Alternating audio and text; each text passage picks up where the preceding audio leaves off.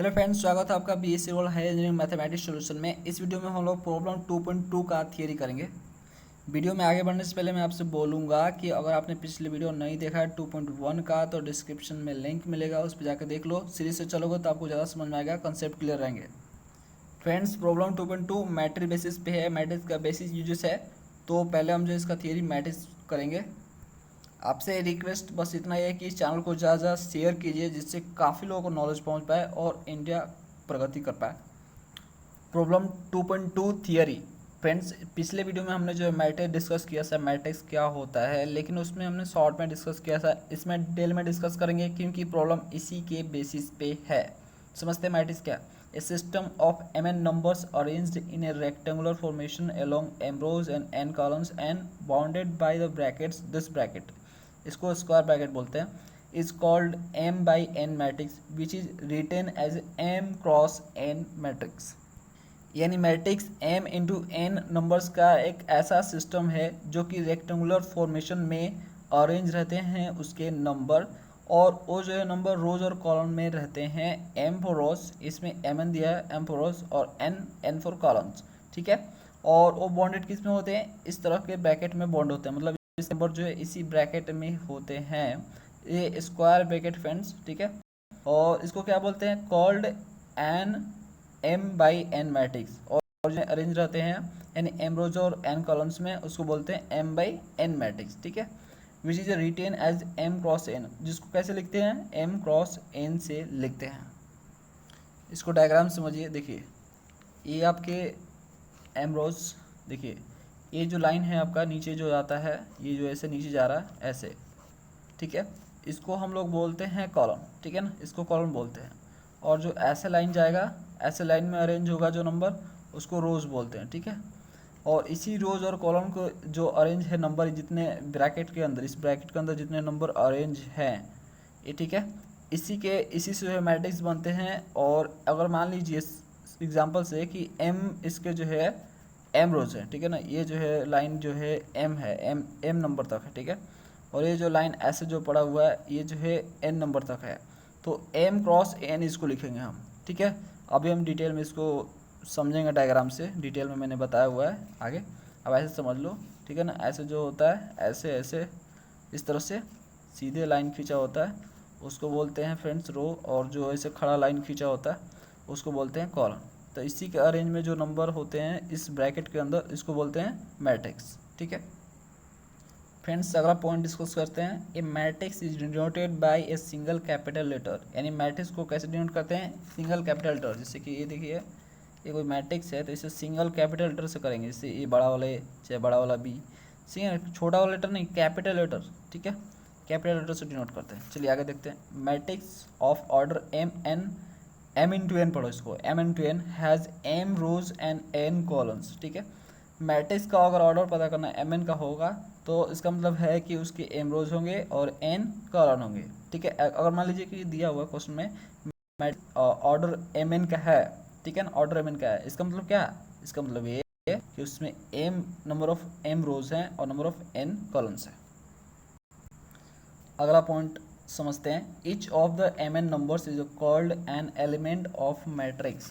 अब देखिए जो ये नंबर्स होते हैं, ठीक है ना, अरेंज जो होते हैं आपके, जो ऐसे एम एन नंबर में है ऐसे, तो जहाँ पे ये मान लीजिए सब, ठीक है, ए है ऐसे नंबर है, तो इसको जो जो जितने सारे नंबर होंगे इस ब्रैकेट के अंदर, जितने भी नंबर होंगे उसको क्या बोलते हैं फ्रेंड्स, उसको एलिमेंट बोलते हैं, एलिमेंट। ठीक है, केमिस्ट्री में भी पढ़ोगे आप। तो ये जो है एलिमेंट है, समझ में आ गया। अगला point, element of matrix is denoted bye bracket. ठीक है ना, ब्रैकेट है ए आई जे, दैट मीन्स आयत रोज एंड जेथ कॉलम्स। यानी फ्रेंड्स कहने का मतलब है जो आपको एलिमेंट मिलेंगे उस मैट्रिक्स के अंदर ये, ठीक है ना, इसको जो है कैसे डिनोट करते हैं, जैसे मैट्रिक्स को पूरा कैपिटल लेटर से डिनोट करते हैं तो उसको छोटा वाला से डिनोट करेंगे। ये छोटा वाला, सब जो भी छोटा रहेगा, छोटा बी, छोटा सी, छोटा वाला से, और उसको आई जे ऐसे करेंगे नीचे। ठीक है ना, नीचे देखो सब्सक्रिप्ट में डाल देंगे यहाँ पे आई जे। आई मतलब क्या, आई मतलब फ्रेंड्स यहाँ पे देखो लिखा है, आई मतलब हो गया रो और जे मतलब कॉलम। ठीक है ना, आयत नंबर पे मतलब आई जो है जे उतना नंबर पे, सपोज करो, कहने का मतलब है कि ये आपका सपोज करो ये एज अ मैट्रिक्स है, ठीक है। तो इसमें 3 मान लो कि सपोज करो 3 कॉलम है और ये 3 रो है। तो ये मान लो कि इसको पता करना है कहाँ पे है, तो कौन से रो पे है, नंबर ऑफ रो कौन सा है ये इसका, और नंबर ऑफ कॉलम किसका है। तो देखो पहले कॉलम पे है और ये पहले रो पे है, तो यानी इसका 1 1 होगा। आई कौन सा होगा नंबर पे होगा, तो आई जो है पहला नंबर पे होगा, ठीक है। और जे फॉर कॉलम, तो कौन से कॉलम पे है, तो पहले कॉलम पे है, तो ये भी 1 होगा। समझ में आ रहा, तो इसको कैसे लिख सकते हैं, A11 लिख सकते हैं। तो यही बता रहा आपको, अगर किसी एलिमेंट का लोकेशन पता करना है तो ऐसे आप लिख सकते हो उसका लोकेशन।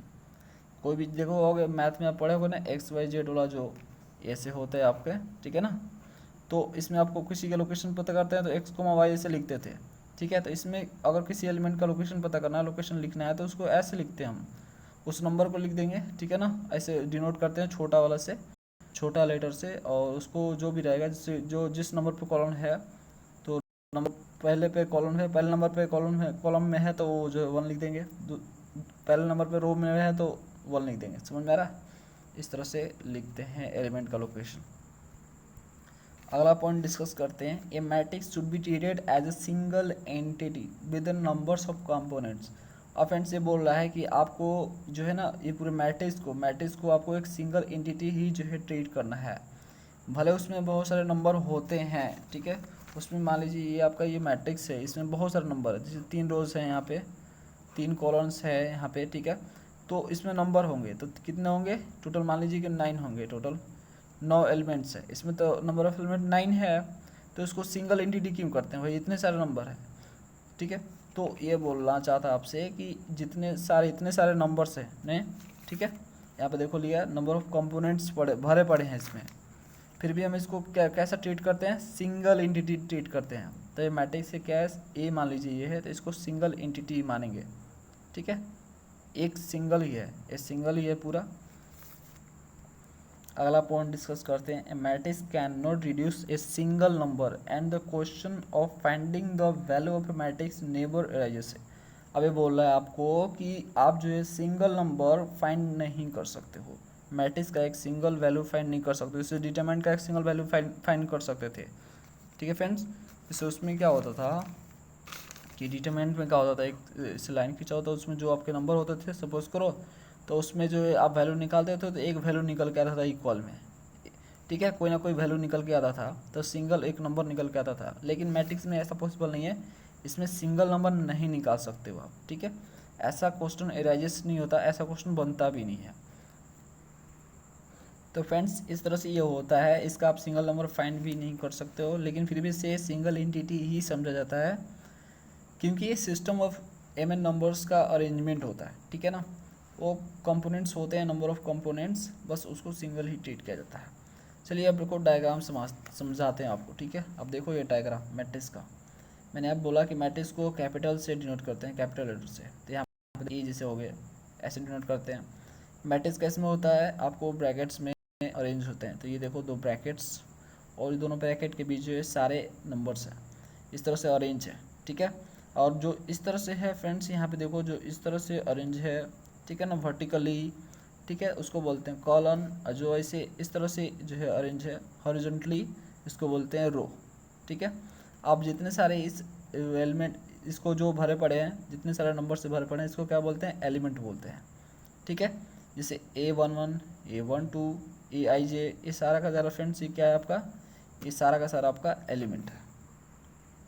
और फ्रेंड्स एक क्वेश्चन पूछेगा कि ये कितने ऑर्डर का मैट्रिक्स है, तो ये फ्रेंड्स m×n ऑर्डर का मैट्रिक्स है, क्योंकि इसमें जो है m यहाँ पे देखो, m यहाँ पे टोटल कितने हैं, m यहाँ पे रोज है और n आपके कॉलम्स है, तो m रोज है और n कॉलम्स है, इसलिए m×n ऑर्डर का मैट्रिक्स है। और इसमें कितने एलिमेंट्स है, तो इसको m×n एलिमेंट्स पड़े हैं, मतलब रो और कॉलम को मल्टीप्लाई कर दो, नंबर ऑफ रो और नंबर ऑफ कॉलम को मल्टीप्लाई करोगे, टोटल एलिमेंट्स निकल के आएगा, तो हम पता कर सकते हैं कि इतने सारे एलिमेंट्स हैं इसमें। समझ में आ रहा है फ्रेंड्स, मैं जब प्रॉब्लम करूँगा तो मैं आपको उसमें नहीं समझाऊंगा, उसमें सिर्फ क्वेश्चन करूँगा, ठीक है, इसी का थियरी का यूज़ करते हुए। समझ लो ध्यान से एक बार फिर से कि मैट्रिक्स को कैपिटल लेटर से डिनोट करते हैं, ठीक है। ए ब्रैकेट में अरेंज होता है रेक्टेंगुलर फॉर्मेशंस में, ठीक है।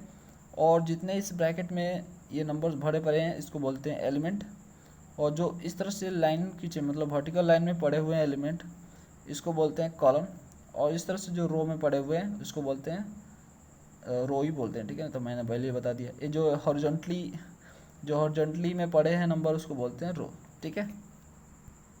आगे फ्रेंड्स समझते हैं काम की चीज़, बहुत इंपॉर्टेंट है। अब यहाँ से हमारा प्रॉब्लम स्टार्ट हो जाएगा, यहीं समझेंगे, ठीक है ना। अब देखो टाइप ऑफ मैट्रिक्स, अब समझते हैं टाइप ऑफ मैट्रिक्स, मतलब मैट्रिक्स का टाइप कितना होता है। नंबर 1 पहला समझते हैं रो मैट्रिक्स टाइप नंबर 1। तो ये matrix having a single row is not called row matrix, यानी ऐसा मैट्रिक्स जिसमें एक सिंगल रो मतलब एक ही रो, समझ में आ रहा है। रो मतलब मैंने क्या बताया था, हॉरिजॉन्टली जो होता है ऐसे, ठीक है ना। तो ये जैसे जिस एग्जांपल में देखिए ये पूरा एक ही रो है इसमें, अब देखो एक ही रो, ये मतलब एक ही लाइन है इसमें, है ना, इस मैट्रिक्स में एक। तो इस तरह से जो है हॉरिजॉन्टली लाइन में पड़ता है उसको बोलते हैं रो। तो देखो 1 2 3 1 3 5 7 ये जो एक ही लाइन में है तो एक रो है आपका, तो इसको बोलेंगे मैट्रिक्स या रो वेक्टर भी बोलते हैं, दूसरा नाम इसका रो वेक्टर भी है, ठीक है। उसी तरह से दूसरा column matrix, a matrix having a single column is called ना कॉलम मैट्रिक्स। ऐसा मैट्रिक्स जिसमें एक ही कॉलम हो उसको बोलते हैं कॉलम मैट्रिक्स या कॉलम वेक्टर, ठीक है। देखो इसमें एक ही आपका वर्टिकल लाइन है, उसी वर्टिकल लाइन में जो है नंबर्स अरेंज हैं, तो इसलिए हम इसको कॉलम मैट्रिक्स बोलेंगे या कॉलम वेक्टर्स बोलेंगे। समझ में आ गया। चलो थर्ड समझते हैं square matrix, a matrix having n rows and n columns is called an square of order n।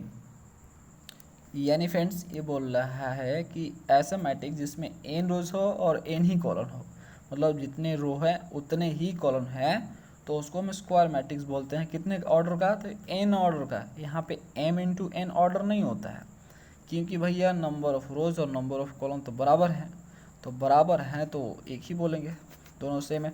तो n ऑर्डर का स्क्वायर मैट्रिक्स बोलते हैं, मतलब जितने रो उतने कॉलम। अब यहाँ पे देखो 1 2 3 कॉलम और 1 2 3 रो, टोटल तो कितना हो गया ये आपका n इंटू एन, देखो मैंने लिख दिया है। तो ये n ऑर्डर का स्क्वायर मैट्रिक्स है। अब इसमें देखो फ्रेंड्स ये जो आपको दिख रहा है ये कोने में, ठीक है ना, जो आपको बीच बीच में दिख रहा है 1 3 5, इसको डायगोनल बोलते हैं, ठीक है ना, इसको डायगोनल बोलते हैं। और जो इस साइड में होता है देखो इस साइड भी डायगोनल है, 1 देखो 3 3 3 इस तरह भी है, ठीक है, ये भी डायगोनल है ये भी डायगोनल है। लेकिन इस डायगोनल को जो कहाँ शुरू होता है, लेफ्ट टू राइट जाता है, देखो लेफ्ट टू राइट जा रहा है, ये लेफ्ट टू राइट जा रहा है, तो जो लेफ्ट टू राइट जाता है उसको बोलते हैं प्रिंसिपल डायगोनल। समझ में आ गया, इसको प्रिंसिपल डायगोनल बोलते हैं, चाहे लीडिंग डायगोनल भी बोलते हैं। तो ये सारी चीज़ें फ्रेंड्स माइंड में सेट कर लो, अगर सेट हो गया एक बार ना, प्रॉब्लम बता रहे बहुत इजी हो जाएगा, सॉल्व करना बहुत इजी होने वाला है, फटाफट होगा। अब देखो ये स्क्वायर मैट्रिक्स डिटर्मिनेंट, मतलब बोला है कि जो डिटर्मिनेंट होता है स्क्वायर मैट्रिक्स से ही बनता है। स्क्वायर मैट्रिक्स का ये स्पेशल फॉर्मेट है डिटर्मिनेंट। अब बस वो जो है ब्रैकेट की जगह सिर्फ जो है सिंगल लाइन 2 खींच दिया जाता है, पैरेलल लाइन 2 से खींच दिया जाता है, ठीक है। स्क्वायर मैट्रिक्स का ये स्पेशल टाइप है। तो देखो स्क्वायर मैट्रिक्स डिटर्मिनेंट इसलिए लिख दिया मैंने। अब आगे determinant of matrix denoted by symbol this, ठीक है। और मैट्रिक्स का डिटर्मिनेंट निकालना है तो उसको जो है ऐसे 2 पैरेलल लाइन के बीच डाल जाता है, ठीक है, 2 पैरेलल लाइन के बीच उसको डाल दिया जाता है। जिससे देखो ये हम तो ऐसे सिंगल ऐसे हम दिखाते हैं मैट्रिक्स को, मतलब खुला ना, आगे पीछे कुछ ब्रैकेट वैकेट कुछ नहीं है, लेकिन डिटर्मिनेंट को दिखाने के लिए 2 लाइन खींच देता है, उसके बीच डाल दिया जाता है जो मैट्रिक्स का सिंबल होता है, ठीक है, इस तरह से दिखाया जाता है। मैंने डिटरमिनेंट में आपको समझाया था फ्रेंड्स। आगे समझते हैं point, the sum of the diagonal element of square matrix is called the trace of A. अब ये बोल रहा है जो आपको डायगोनली ये दिख रहे एलिमेंट्स जैसे 1 3 5, ठीक है, प्रिंसिपल डायगोनल, तो इनका सम कर देने से, इसका फ्रेंड सम कर देने से जो है जो वैल्यू निकल के आता है, जोड़ने पे जो वैल्यू निकल के आता है उसको बोलते हैं ट्रेस ऑफ ए, मतलब ट्रेस बोलते हैं, समझो सिंपली ट्रेस बोलते हैं उसको। समझ में आ गया। अगर मान लो 1 3 5 को जोड़ोगे, जैसे 1 3 5 को जोड़ोगे तो 9 आ गया, इसको क्या बोलेंगे, 9 को ट्रेस बोलेंगे। समझ में आ गया। चलो आगे समझते हैं। आगे देखो आगे फ्रेंड्स, तो यहाँ पे देखो ये यहाँ पे क्या है, square matrix is said to be singular if its determinant is 0, otherwise non singular. ये तो फ्रेंड्स बहुत ज़्यादा इम्पोर्टेंट है ये पॉइंट, समझो इसको, ये बोल रहा है square matrix is said to be singular, मतलब स्क्वायर मैट्रिक्स को सिंगुलर तब बोलेंगे जब उसका डिटर्मिनेंट जीरो हो जाए। ठीक है, जिससे देखो ये है डिटर्मिनेंट का सिंबल, मैंने आपको बताया कि मैट्रिक्स को दो लाइन के बीच डाल दो तो डिटर्मिनेंट, तो डिटर्मिनेंट अगर जीरो आ जाए किसी भी मैट्रिक्स का तो उसको बोलेंगे सिंगुलर, किसी मैट्रिक्स का नहीं, स्क्वायर मैट्रिक्स का। ठीक है ना, स्क्वायर मैट्रिक्स का ऐसे निकलता भी है डिटर्मिनेंट। तो इस तरह से ये जो है इसका जीरो आ जाए तो उसको सिंगुलर बोलेंगे, अगर जीरो ना आए कुछ और वैल्यू है, जीरो छोड़ के कुछ भी आ जाए, नेगेटिव पॉजिटिव कुछ भी नंबर आ जाए तो उसको बोलेंगे नॉन सिंगुलर। समझ में आ गया? देखो एक बार फिर से समझा रहे हैं आपको कि अगर किसी स्क्वायर मैट्रिक्स का डिटर्मिनेंट जीरो आ जाए तो सिंगुलर बोलेंगे उसे, अगर जीरो छोड़ के कोई भी नंबर है, प्लस है माइनस है, तो उसको नॉन सिंगुलर बोलेंगे। अगला फ्रेंड्स टाइप समझते हैं मैट्रिक्स का। A diagonal matrix, a square of all of whose elements except those in the leading और principal diagonal are zero is called diagonal matrix. यानी फ्रेंड्स डायगोनल मैट्रिक्स वैसे matrix, ऐसे square matrix को बोलते हैं, ऐसे स्क्वायर मैट्रिक्स को बोलते हैं जिसका लीडिंग जो डायगोनल होता है, जो प्रिंसिपल डायगोनल होता है उसको छोड़ के सारा जीरो हो। ठीक है, मतलब जो प्रिंसिपल या लीडिंग डायगोनल है वो जीरो ना हो, बाकी सारा जीरो हो, तो उसको हम क्या बोल देंगे? डायगोनल मैट्रिक्स बोलेंगे। एग्जाम्पल के लिए देख लो, इसमें जो है ये आपका जो है प्रिंसिपल डायगोनल है, इसके एलिमेंट जीरो नहीं है। ठीक है, इसके एलिमेंट जीरो नहीं है, बाकी सब जीरो है, तो ये एक डायगोनल मैट्रिक्स है। अगर फ्रेंड्स जो है मान लो कि यहाँ पे दो आ जाए, ठीक है, जीरो की जगह यहाँ पे दो आ जाए, और डायगोनल आपका एलिमेंट सब मान लीजिए इसमें नॉन जीरो हो, और यहाँ पे मान लो दो आ जाए, तीन आ जाए, कुछ भी नंबर आ जाए, तो ये इसको डायगोनल नहीं बोलेंगे क्योंकि सारा जीरो नहीं है। ठीक है, इसको छोड़ के सारा जीरो होना चाहिए। ठीक है, तो उसको डायगोनल मैट्रिक्स बोलेंगे। नेक्स्ट समझते हैं स्केलर मैट्रिक्स, स्केलर टाइप दूसरा 5वां number scalar matrix. A diagonal matrix is whose all the leading diagonal elements are equal called a scalar matrix. अब देखो इसी का थोड़ा स्पेशल टाइप होगा डायगोनल मैट्रिक्स का, इस डायगोनल मैट्रिक्स का स्पेशल टाइप हो गया स्केलर मैट्रिक्स। स्पेशल कैसे है तो देखो, इसमें क्या थे, डायगोनली जो प्रिंसिपल डायगोनल था उसको छोड़कर सारा जीरो था। ठीक है, तो उसको बोल देंगे डायगोनल। लेकिन एक और उसमें कंडीशन सेट हो जाए कि वो सारा डायगोनल एलिमेंट जो है, जो प्रिंसिपल डायगोनल एलिमेंट है वो बराबर हो, एक जैसा नंबर हो, तो उसको हम स्केलर बोल देंगे। जैसे देखो इसमें 3 3 3 है, बाकी सब जीरो है। ठीक है, ये भी डायगोनल मैट्रिक्स है, लेकिन स्केलर वाला डायगोनल मैट्रिक्स है। ठीक है, क्योंकि इक्वल है डायगोनली। ओके, इसको स्केलर बोलेंगे। समझ में? चलो नेक्स्ट समझते हैं 6 number unit matrix. A diagonal matrix of order which has unity for all its diagonal elements is called unit matrix और a identity matrix of order n। Unit matrix denoted n। तो friends ये भी जो है diagonal matrix का special type हो गया। कैसे तो देखो, इसमें भी जो है सारा एलिमेंट आपका जीरो रहेगा। अब ये बोल रहा है आपको कि इसमें जो है ऐसा ये डायगोनल मैट्रिक्स होता है जिसके सारे एलिमेंट तो जीरो होते ही हैं, जो डायगोनली एलिमेंट होते हैं वो बराबर तो होते ही है, तो वो होते ही हैं, लेकिन वो 1 1 होंगे। ठीक है ना, 1 के छोड़ के कुछ नहीं होगा। पर 1 के छोड़कर कुछ और नहीं है, मतलब सिर्फ 1 ही है, जो प्रिंसिपल डायगोनल है उसका एलिमेंट सिर्फ 1 1 1 1 है, तो फ्रेंड्स वो जो है यूनिट मैट्रिक्स है, या उसको आइडेंटिटी मैट्रिक्स बोलते हैं। आइडेंटिटी मैट्रिक्स बोलो या आप यूनिट मैट्रिक्स बोलो, दोनों सेम ही चीज़ है। ठीक है, तो ऐसे मैट्रिक्स को हम क्या बोलते हैं? यूनिट या आइडेंटिटी मैट्रिक्स। अब इसको कैसे डिनोट करते हैं? आई एन से करते हैं। I for identity, n for order n, यानी ऑर्डर एन का आइडेंटिटी मैट्रिक्स।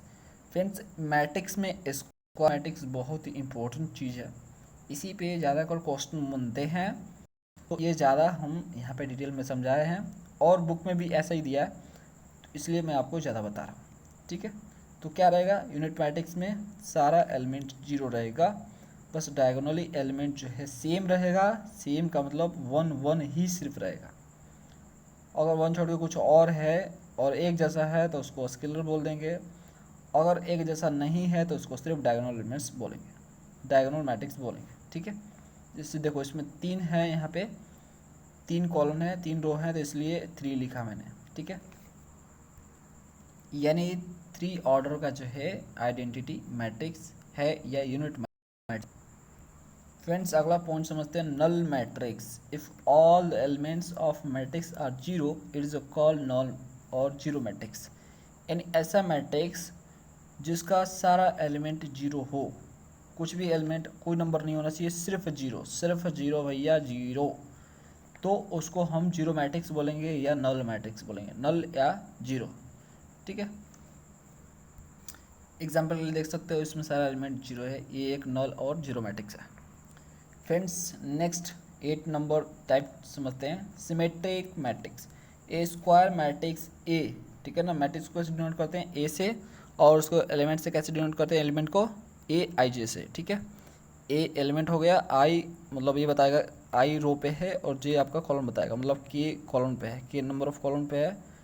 ठीक है, ये आपको लोकेशन बता रहा है। तो A equal to a i j is said to be in symmetric when a i j is equal to a j i for all i and j. यानी फ्रेंड्स सिमेट्रिक मैट्रिक्स वैसे square matrix को बोलते हैं जिसमें friends उसके जो row column है arrange है, मान लीजिए कि सपोज करो ए आई जे है तो इक्वल ए जे आई भी होना चाहिए, मतलब जो इस लोकेशन पे है ए आई जे लोकेशन पे जो नंबर पड़ा हुआ है वही नंबर जो है आपको उल्टा करने पे, ठीक है ना, ए जे आई करने पे नंबर मिलने चाहिए। समझ में आ रहा है, मतलब जिस लोकेशन पे ये लोकेशन सपोज करो ए आई जे लोकेशन है, ठीक है, किसी एलिमेंट का, तो उसको उल्टा कर दो लोकेशन को। ठीक है, रो को उल्टा कर दो कॉलम से, मतलब कॉलम और रो को आपस में चेंज कर दो। तो चेंज जब करोगे तो दोनों को चेंज करने के बाद भी सेम नंबर आना चाहिए, तो बोलेंगे सिमेट्रिक। एग्जांपल समझो, ऐसे आपको समझ में आ नहीं रहा होगा। देखो जैसे ये मैट्रिक्स है, तो इसमें देखो मैंने पूछा कि बताइए 1 2 पे बताओ, मतलब नंबर ऑफ 1, ये 1 जो है फ्रेंड्स क्या होता है, ये आपका रो होता है और दूसरा आपका कॉलम होता है। ठीक है, तो बोल रहा है पहले रो और दूसरे कॉलम पे जाओ। तो देखो भाई पहले रो पे गए, ये पहला रो है, ठीक है ना, ये पहला रो है, और दूसरे कॉलम पे जाओ तो ये दूसरा कॉलम है 1 2, दूसरे नंबर पे पहले रो पे। तो दूसरे नंबर रो पे सॉरी पहला नंबर रो और दूसरे नंबर कॉलम पे जाएंगे तो ये आपको इंच मिलेगा। ठीक है, यहाँ पे इसका इंच वैल्यू आ गया। फिर वो बोल रहा है कि जो ये तुम लिखे हो रो, पहले रो और दूसरे कॉलम पे, इसको उल्टा कर दो, यानी दूसरा रो कर दो और पहला कॉलम कर दो, तो ढूंढो अगर सेम नंबर मिले तो बोलो सिमेट्रिक है।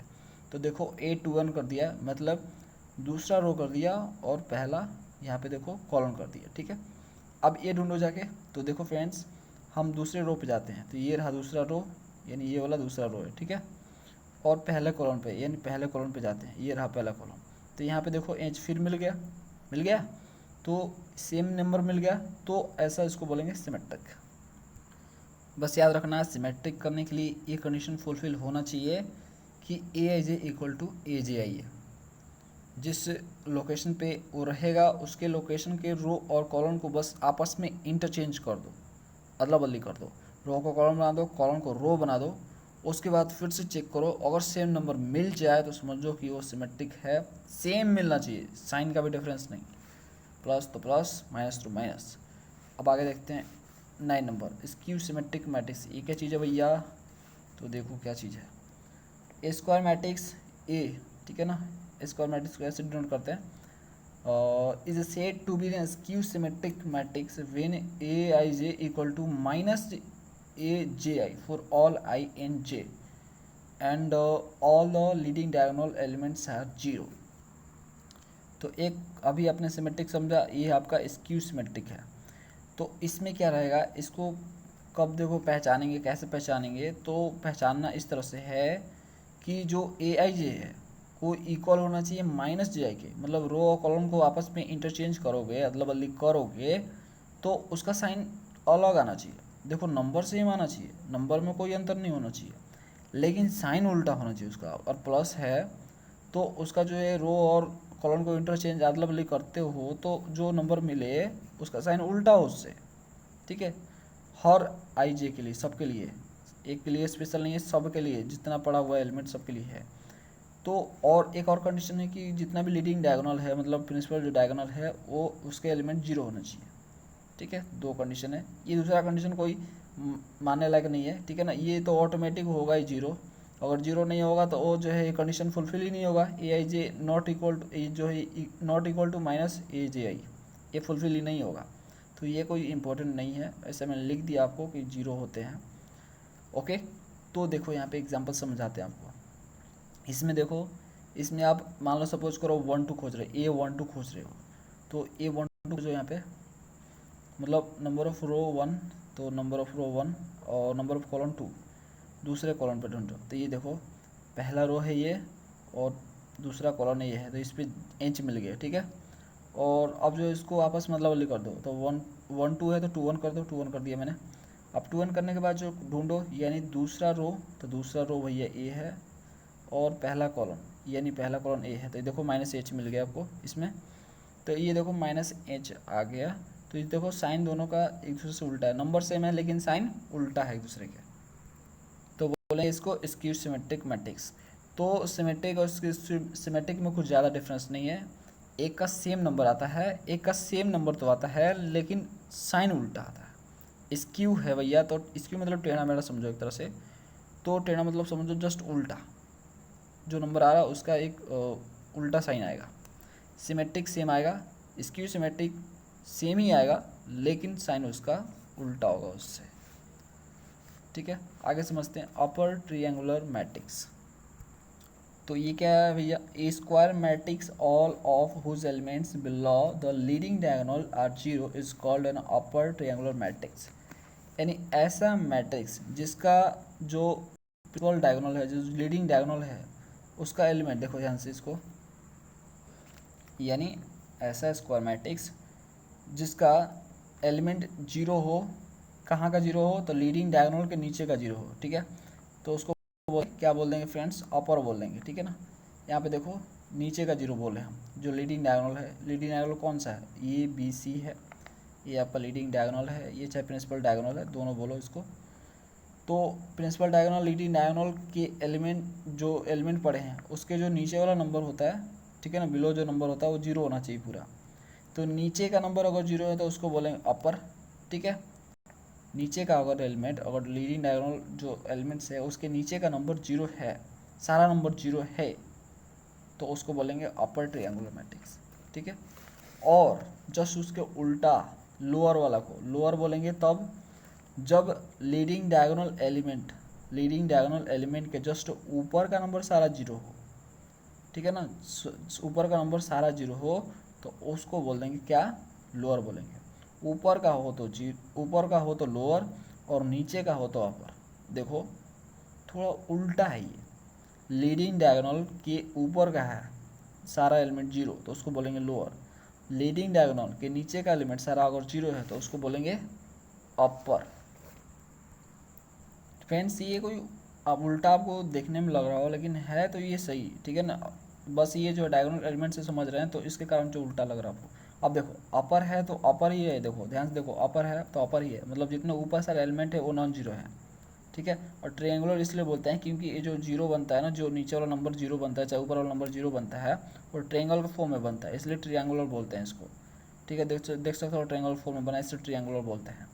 और अपर इसलिए क्योंकि उसको छोड़ के जितना ऊपर वाला पार्ट है इसको, ये नॉन जीरो है इसलिए अपर। और इसमें जो है ऊपर वाला छोड़ के नीचे सारा जो है नीचे नॉन जीरो है इसलिए इसको लोअर बोलते हैं, ठीक है। तो ऐसे भी याद कर सकते हो, नहीं तो दूसरा तरीका मैंने आपको बताया कि लीडिंग डायगोनल जो होता है उसके नीचे का अगर जीरो हो तो उसको अपर बोलेंगे, लीडिंग डायगोनल है जो उसके ऊपर का जीरो है तो उसको लोअर बोलेंगे। चलो अगला समझते हैं पॉइंट्स। अगला पॉइंट्स है इक्वलिटी ऑफ मैट्रिसेस, ठीक है। मैट्रिसेस किसको बोलते हैं, मैट्रिक्स का पुलर है matrices. Condition 1, equality of matrix कब बोलेंगे, मतलब दो मैट्रिक्स आपस में इक्वल हैं, बराबर हैं, कब, तो उसके लिए कंडीशन है, condition number 1 they are of same order, यानी वो सेम ऑर्डर के होने चाहिए, मतलब जितने रो और कॉलम पहले मैट्रिक्स में है उतने ही रो कॉलम दूसरे मैट्रिक्स में होने चाहिए, ठीक है, उसको सेम ऑर्डर बोलते हैं। तो सेम ऑर्डर होना चाहिए condition 2 each element of a is equal to the corresponding element of p. अभी बोला दूसरा कंडीशन कि पहले वाले जो मैट्रिक्स है उसका एलिमेंट दूसरे वाले मैट्रिक्स के एलिमेंट के जो लोकेशन है उससे मैच करना चाहिए। आप देखो एग्जाम्पल समझोगे, ऐसे नहीं समझोगे आप। देखो ये जो सपोज करो जो है यहाँ पे दूसरा, ये देखो दूसरा पहला रो है, दूसरा कॉलम है, ठीक है। पहला रो और दूसरे कॉलम पे जो नंबर पड़ा है 5, वही पहले रो और दूसरे कॉलम पे दूसरे मैट्रिक्स में ढूंढो। यानी पहले रो जो पहले मैट्रिक्स में आप ढूंढ रहे हो लोकेशन, पहले रो और दूसरे कॉलम पे वही लोकेशन जो है दूसरे मैट्रिक्स में ढूंढो कि उस पर कौन सा नंबर पड़ा है। तो जिससे पहले रो दूसरे कॉलम पे जो नंबर आप ढूंढे वो भी 5 निकला, सेम निकल गया, ठीक है। तो उसको बोलेंगे equal matrix, equality of matrix बोलेंगे, ठीक है ना। इस तरह से ये दोनों मैट्रिक्स इक्वल होंगे, सारे नंबर इक्वल होने चाहिए। जो ये नहीं कि जो है A4 यहाँ पे है तो 4 जो है यहाँ पे है, ठीक है ना। A4 यहाँ पे पड़ा है तो ये 4 यहाँ पे हो जाए, और ये 3 यहाँ पे है तो ये 3 यहाँ पे हो जाए। तो ये थोड़ा ना सेम होगा, तो ऐसे सेम नहीं होगा। जो यहाँ पे है भैया तो ये भी यहाँ पे होना चाहिए, ये यहाँ पे है तो ये भी यहाँ पे होना चाहिए, एकदम सेम, ठीक है ना। लोकेशन दोनों का सेम होना चाहिए और नंबर भी सेम होना चाहिए, ठीक है। ऑर्डर सेम, देखो ऑर्डर भी सेम है, देखो ध्यान से 3 इसमें रो हैं और 3 कॉलम है, 3 रो हैं 3 कॉलम है, ठीक है। इसलिए ये आपस में इक्वल मैट्रिक्स होंगे, यानी हम A = B लिख सकते हैं, ठीक है। अब फ्रेंड्स दो मैट्रिक्स इक्वल है, ठीक है। अब चलो आगे समझते हैं। तो इस तरह से इक्वल का एक कंडीशन है, माइंड में रखना। अगला समझते हैं एडिशन ऑफ मैट्रिसेस, ठीक है। तो एडिशन कैसे करते हैं, अगर हमें जोड़ना होगा दो मैट्रिक्स को, 3 मैट्रिक्स को आपस में, तो कैसे जोड़ेंगे। तो देखो दिया है if A and be the 2 matrix of A same order. अगर सेम ऑर्डर, याद रखना जोड़ घटाव तभी होगा जब ऑर्डर सेम होगा दोनों मैट्रिक्स का, मतलब जितने रो उसमें है उतने रो उसमें है, पहले वाले में जितने कॉलम है दूसरे वाले में उतने कॉलम होना चाहिए, मतलब रो कॉलम दोनों आपस में बराबर होना चाहिए। देन देयर आर सम, यानी then their sum A + B is defined as a matrix each element of which is sum of the corresponding element of A and B, ठीक है। कॉरस्पॉन्डिंग मतलब होता है लोकेशन दोनों का सेम, ठीक है। आप देखो यहाँ पे सपोज करो, ये देखो जैसे A मैट्रिक्स है ये और ये B मैट्रिक्स है, आपस में इसको जोड़ना है। तो पहला तो भैया ऑर्डर सेम होना चाहिए, मतलब जितना रो इसमें पड़ा है, देखो इसमें रो 3 पड़े हैं तो इसमें भी 3 रो हैं, इसमें 2 कॉलम है तो इसमें भी 2 कॉलम है। ये याद रखना है, सेम ऑर्डर का होना चाहिए, जितने रो और कॉलम पहले वाले में उतने ही रो कॉलम दूसरे वाले में होना चाहिए, तब जोड़ घटाव कर सकते हो, ठीक है। तो ये आपका सेम ऑर्डर का है, इसमें जोड़ घटाव आप कर सकते हो। तो इसको जोड़ोगे कैसे, तो कॉरस्पॉन्डिंग एलिमेंट को जोड़ना होता है, मतलब जो फर्स्ट रो फर्स्ट कॉलम का है उसको फर्स्ट रो फर्स्ट कॉलम से जोड़ो, सेकेंड रो सेकेंड कॉलम का है तो सेकेंड रो सेकेंड कॉलम से जोड़ो, सेम लोकेशन, कुछ इधर उधर नहीं चलेगा। तो देखो इस तरह से ये हो गया, जैसे कि A1 A3, ठीक है, B1 B3 और C1 C3 सेम जोड़ रहा है। अब जितना ऑर्डर का ये मैट्रिक्स था पहले उतने ही ऑर्डर का जोड़ने के बाद भी रहेगा, जोड़ने के बाद भी उतना ही ऑर्डर का रहेगा, ये नहीं कि उसका ऑर्डर चेंज हो जाएगा। समझ में आ गया, उतना ही ऑर्डर का रहेगा वो। अब देखो सब्ट्रैक्शन सेम थिंग, जिसे जोड़ते हो वैसे घटाओ, बस माइनस लगा दो, ये प्लस की जगह यहाँ पे जो प्लस लिखा हुआ है उसकी जगह माइनस लग जाएगा, ठीक है। तो उसी तरह से ये भी वही लेक्चर लिखा हुआ है कि सेम ऑर्डर होना चाहिए भैया, ठीक है, तभी आप जो है आप उसको माइनस कर सकते हो। एग्जांपल समझते हैं, जैसे आपका A और B दो मैट्रिक्स हैं यहाँ पे, तो देखो दोनों का ऑर्डर सेम है, मतलब जितने कॉलम इसमें पड़े हैं उतने कॉलम इसमें पड़े हैं, जितने रो इसमें है उतने रो इसमें है।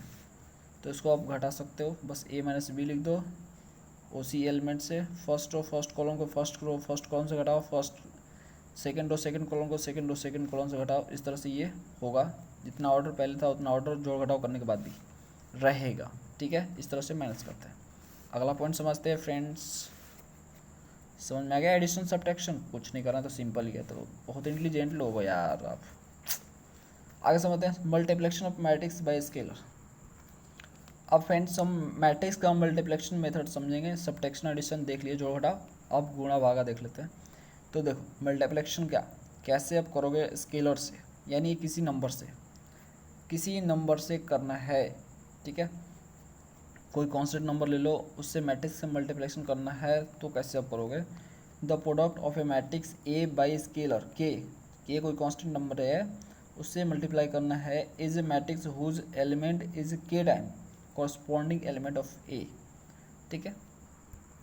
यानी फ्रेंड्स अगर किसी मैट्रिक्स को K से मल्टीप्लाई करना है एंड स्केलर K से आपको मल्टीप्लाई करना है, इसका मतलब है कि आप मैट्रिक्स के हर एक एलिमेंट से आप K से मल्टीप्लाई कर रहे हो, यानी कहने का मतलब है कि अगर किसी मैट्रिक्स को कैसे मल्टीप्लाई करने है तो मतलब है कि उसके हर एलिमेंट को, मैट्रिक्स के हर एलिमेंट को कैसे आपको मल्टीप्लाई करना पड़ेगा।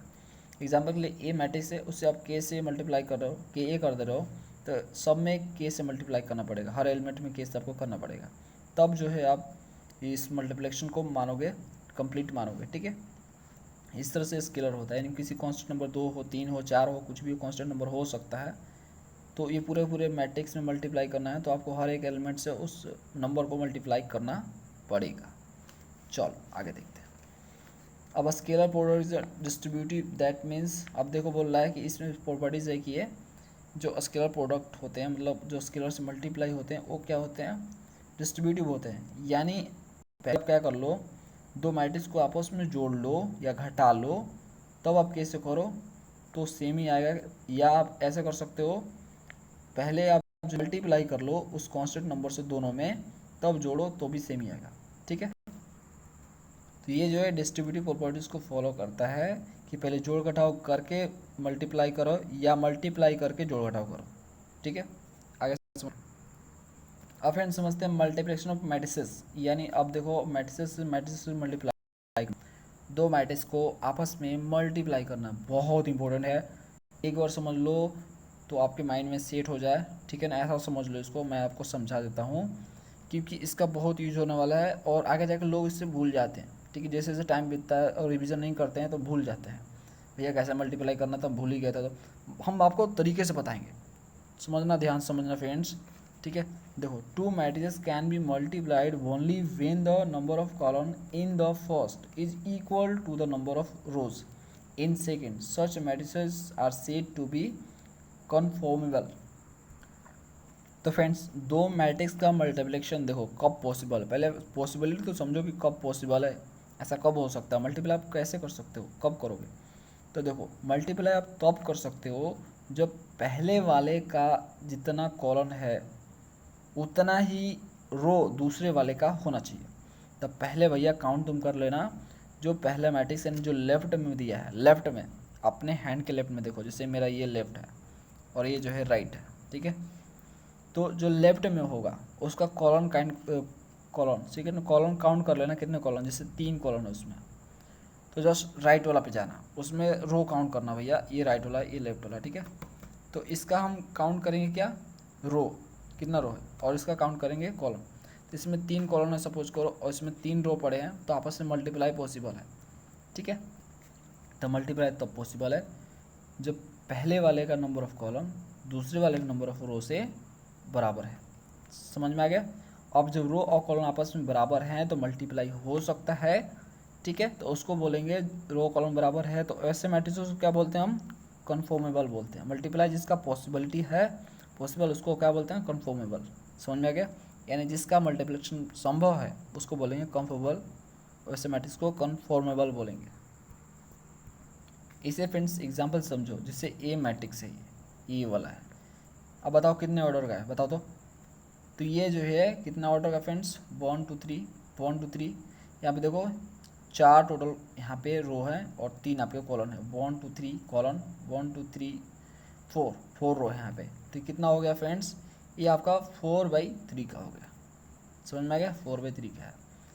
अब इसमें बी में देखो एक और मैट्रिक्स मैंने लिया, इसमें कितने कॉलम हैं, 1 और 2, 2 कॉलम, कितने रो, 1 2 3, 3 रो है, तो 3/2 का मैट्रिक्स है।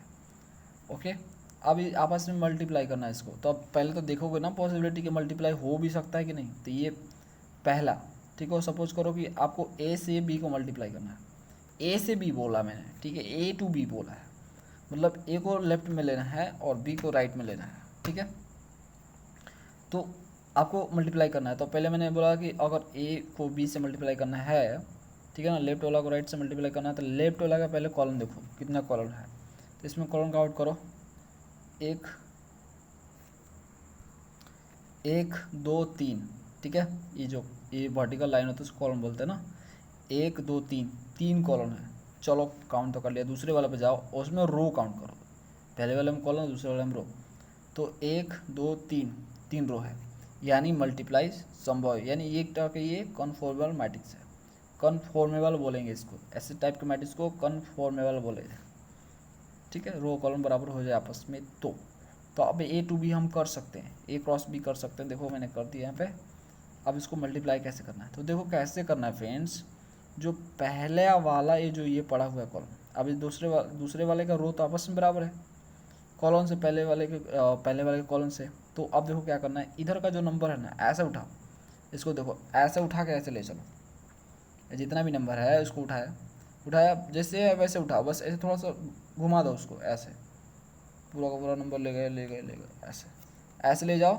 और जो नंबर जहाँ पे जा रहा है, जिस नंबर पे जाकर सेट हो जा रहा है, उसी से उसको मल्टीप्लाई कर दो। जैसे ए जाएगा इस पे, और ए जाएगा इस पे, और ए जाएगा इस पे। ठीक है, तो ये आपस में मल्टीप्लाई होगा और उसके बाद जोड़ दो। देखो यहाँ पे देखो, L1 गया इस पे। देखो दिमाग में सेट करो, जब मल्टीप्लाई करो दिमाग में सेट करो कि ये जो उड़ के जा रहा है, ऐसे उड़ते हुए जाया भैया, ऐसे सीधे गया, ऐसे जाकर चपक गया इसके ऊपर। ठीक है, तो L1 को A1 से मल्टीप्लाई कर दिया। ठीक है, और M1 को B1 से मल्टीप्लाई कर दिया, और N1 को C1 से मल्टीप्लाई कर दिया। ठीक है, जो एलिमेंट जहाँ जा रहा वहीं पे जाकर चपक जाकर मल्टीप्लाई हो जाएगा, फिर जोड़ दो, कुछ नहीं करना।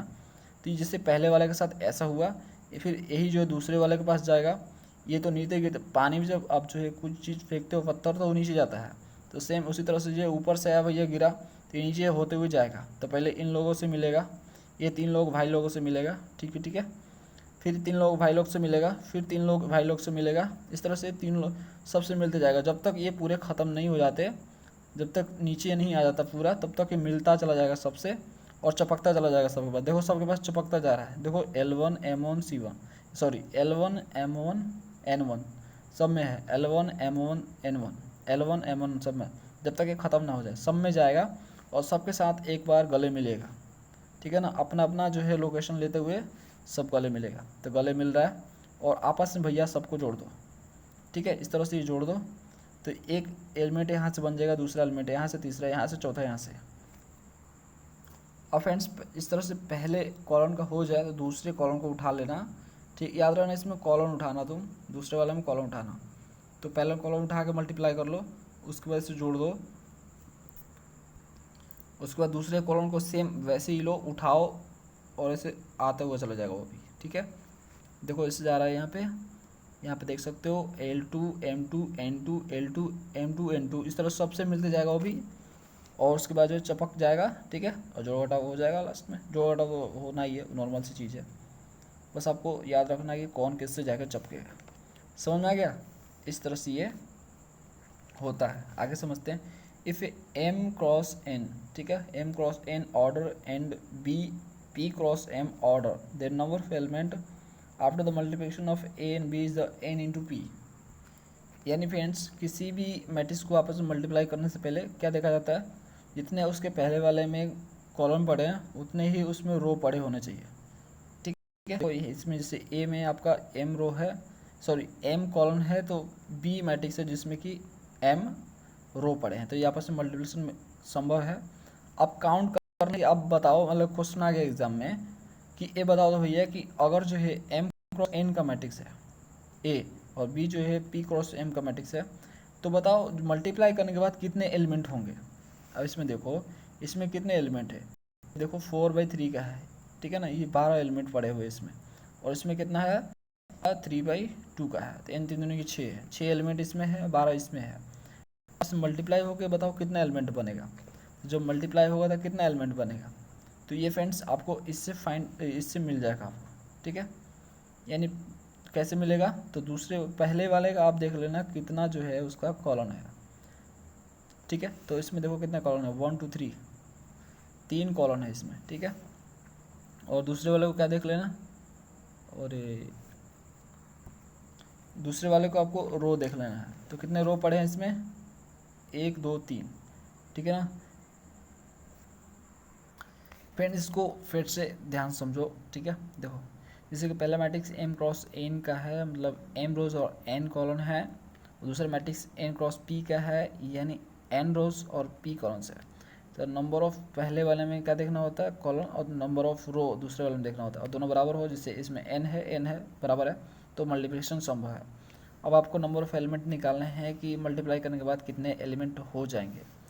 तो उसके लिए आपको क्या करना है फ्रेंड्स, एम क्रॉस पी करना है, यानी जो पहले वाले का कॉलम देखना है, पहले वाले का रो देखना है और दूसरे वाले का आपको क्या देखना है, कॉलम देखना है, दोनों का आपस में मल्टीप्लाई कर देना है। एग्जाम्पल के लिए जैसे देखो इसमें कितने आपके फ्रेंड्स, इसमें मल्टीप्लाई करने के लिए क्या कंडीशन है, एम क्रॉस पी है, यानी पहले वाले का कॉलम और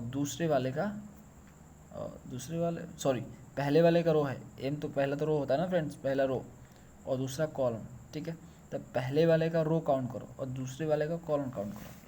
तब पहले वाले का रो काउंट कर लिया मैंने भैया, 1 2 3 4, 4 रो हैं, और दूसरे वाले का कॉलम काउंट करेंगे, कितना है 1 2, 2 कॉलम है, आपस में दोनों को मल्टीप्लाई कर दो, 4 दूनी के 8। तो देखो ये 8 एलिमेंट हैं, 1 2 3 4 और 4 दूनी के 8, 8 एलिमेंट है टोटल। समझ में आ गया। देखो मल्टीप्लाई करने के लिए पहले का कॉलम और दूसरे का रो देखा जाता है, बराबर होना चाहिए, ठीक है। लेकिन नंबर ऑफ एलिमेंट निकालने के लिए आपको क्या देखने हैं, पहले का रो, ठीक है, और दूसरे का कॉलम, आपस में दोनों को मल्टीप्लाई करना है, ठीक है। जस्ट एक दूसरे को उल्टा है ये,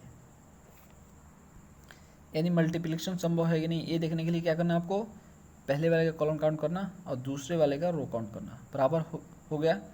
तो समझो कि फ्रेंड्स मल्टीप्लिकेशन हो जाएगा। अगर एलिमेंट निकालना है तो आपको करना है पहले वाले का फ्रेंड्स, आपको क्या करना है, पहले वाले का रो काउंट करना है और दूसरे वाले का फ्रेंड्स आपको कॉलम काउंट करना है, दोनों को मल्टीप्लाई करना है, तो नंबर ऑफ एलिमेंट निकलते हैं। आगे देखिए ए बी इज, अब देखो फ्रेंड्स ए डॉट बी, मतलब ए को बी से मल्टीप्लाई किया गया है, तो क्या बोलेंगे, ए को ए पोस्ट मल्टीप्लाई बाई बी, ठीक है ना। पोस्ट मल्टीप्लाई कहीं आपको लिखा हुआ मिले फ्रेंड्स, तो इसका मतलब ये है कि ए को बी से किया गया, ठीक है, ए को बी से किया गया और बी ए मिले, यानी बी को ए से किया गया है, तो उसको बोलेंगे प्री मल्टीप्लाई बाई ए, यानी ए को प्री मल्टीप्लाइड किया गया है, ठीक है। यहाँ पे देख सकते हो ये दोनों में ए लिख दिया गया मैंने,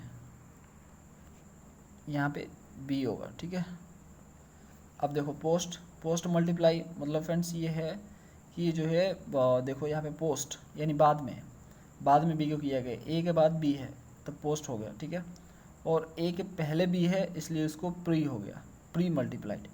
तो पहले हो ए के, ठीक है, तो उसको प्री बोलेंगे, बाद में हो ए के तो उसको पोस्ट बोलेंगे, ठीक है।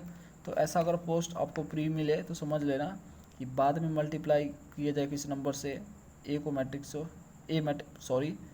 किसी मैट्रिक्स को दूसरे मैट्रिक्स से बाद में मल्टीप्लाई किया जाए, ठीक है ना। राइट में हो तो उसको बोलेंगे पोस्ट, और अगर वही लेफ्ट में हो तो उसको बोलेंगे प्री, ठीक है। मल्टीप्लिकेशन ऑफ मैट्रिक्स एसोसिएटिव, अब ये क्या होता है, मल्टीप्लिकेशन मैट्रिक्स एसोसिएटिव होता है।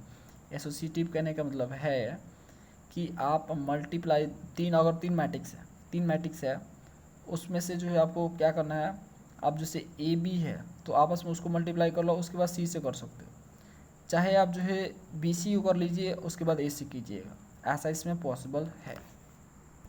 यानी फ्रेंड्स 3 मैट्रिक्स दिया है, जैसे ए बी सी दिया है, ऐसे इसको मल्टीप्लाई करना है। तो ये बोल रहा है आपको या तो पहले ए बी कर लो उसके बाद सी से करो, ये या तो आप जो है ए को बाद में करना पहले बी सी कर लो, ठीक है। लेकिन ऑर्डर सेम रहना चाहिए, अरेंज सेम रहना चाहिए, ऐसे तरह से ए बी सी ही होना चाहिए, ए बी सी होना चाहिए। बस ये है कि इसको पहले से करो, इसको इससे कर लो या इसको इससे कर लो, कोई दिक्कत नहीं है, बाद में इससे कर लेना। इस तरह से ये बोल रहा है कि ऐसा पॉसिबल है, ऐसा आप कर सकते हो, से ए बी सी कर लो या ए बी सी कर लो, दोनों पॉसिबल है, आंसर सेम आएंगे। दूसरा प्रॉपर्टीज़ है मल्टीप्लिकेशन का, multiplication of matrices is distributive, A distributive भी होता है, यानी डिस्ट्रीब्यूटिव कहने का मतलब है कि आप जोड़ के मल्टीप्लाई कर लो या मल्टीप्लाई करके जोड़ लो, ठीक है, समझ में आ रहा है। जोड़ के मल्टीप्लाई करो या मल्टीप्लाई करके जोड़ो, दोनों सेम आंसर आएंगे। अगला है properties, we can write a into a square and so. इस तरह से बोल रहा है कि मतलब सेम मैट्रिक्स को आपस में मल्टीप्लाई करने पे, मतलब मैट्रिक्स को उसी मैट्रिक्स से मल्टीप्लाई कर देने से जो नंबर्स आएंगे उसको आप इस तरह से ए स्क्वायर लिख सकते हो, मतलब उसका स्क्वायर में लिख सकते हो। इससे आप एक और ए यहाँ पे दे दोगे तो 3 हो जाएगा, तो यहाँ पे क्यूब भी कर सकते हो।